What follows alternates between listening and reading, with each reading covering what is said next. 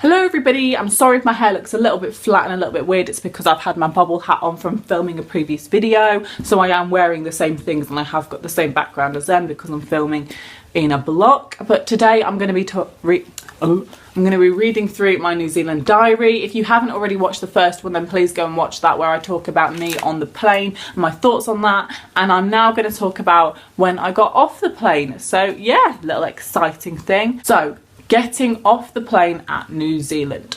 When the plane had finally arrived at New Zealand, we had to go and get our stuff. Whilst I was waiting for my stuff, the security guard came up to everyone with a sniffer dog. The dog came to me and sniffed.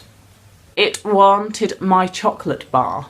One of the sniffer dogs came over to me and it could smell the chocolate in my bag, and obviously they had to search my bag to see what was in there because, you know, it could be drugs or something, but it was literally just a chocolate bar.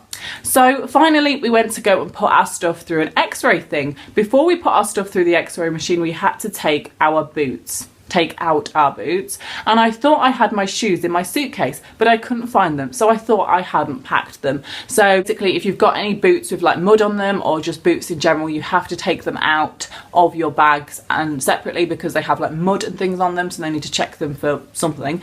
And I didn't see them in my suitcase, so I thought I didn't have any. Turns out I did. So when they put my suitcase through the x-ray machine, they had to look in my stuff again. This was 3 times now. So basically I'd been stopped by security 3 times over my trip over there. So you could tell I'd never flown before. Now my stuff was totally muddled up. We were allowed to go because obviously they were searching through it. So waiting for a mini coach thing to pick us up. Oh my God, I loved this.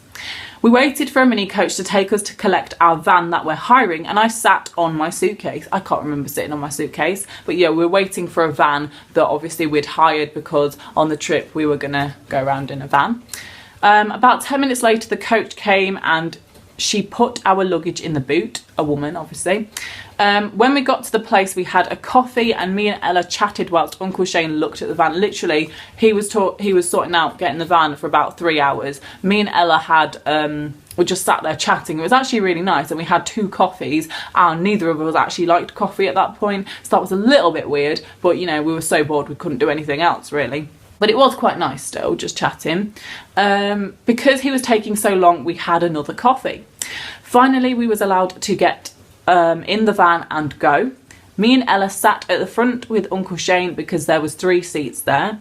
As we got going, me and Ella got out of our seats to go to the toilet in the van. Then we sat back down and I started to feel sick because I get car sick. So we stood up and we could go to the toilet whilst the van was moving. I know that's not strictly allowed, but you know, we needed the toilet and he was driving, so we did that, and then I got car sick when I was in the car because I do. So next up, the scenery. Out and about in New Zealand there is loads of the countrysides and loads of land. All the plants look really alive and juicy, and they look really neat and looked after. So the area that we was in, it looked quite nice and just fresh. The weather conditions were a nice warmth and a light breeze, so kind of the perfect conditions. But it's hard to get over how natural the hills and plants are and how people and nature looks after itself. What we did when we got to Doug's house, so basically Doug is a relative, it's like my Nana's cousin or somebody, and we stayed with him and his son Bill and his wife Jean, and literally the farm was amazing. It was the best part of the experience. They owned a farm and we stayed on that, and it was honestly amazing. We went there for a few days and then the next week we came back for a few days because we loved it so much. When we got to Doug's house, we sat down and looked onto the cows that they own in the field. Basically, we sat down in their living room and the cows were just next to the living room window, so next field. We went for a walk down to their son Bill to see how he was milking the cows. So basically at that moment, we'd only met Doug and Jean, and their son was down milking the cows at like the cow section, so we hadn't met him yet, but we went and walked down to do that. Whilst he was milking the cows, some of them pooed, and it was really gross.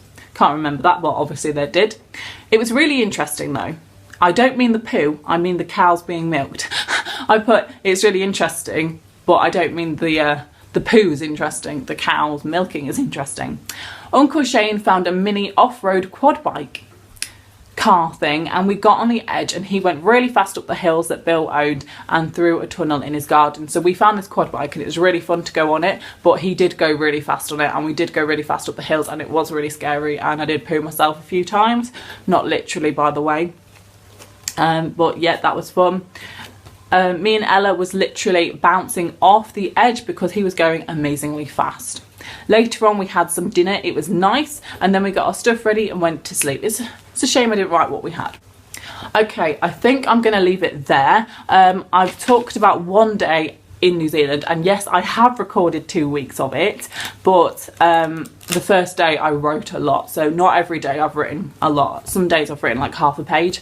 So in my next video for this series, I am going to talk about what happened the next day, and also probably the next day after that and the next day after that, because I'm loving reading through this. It's so interesting, and it's almost like you're getting my reaction reading through it.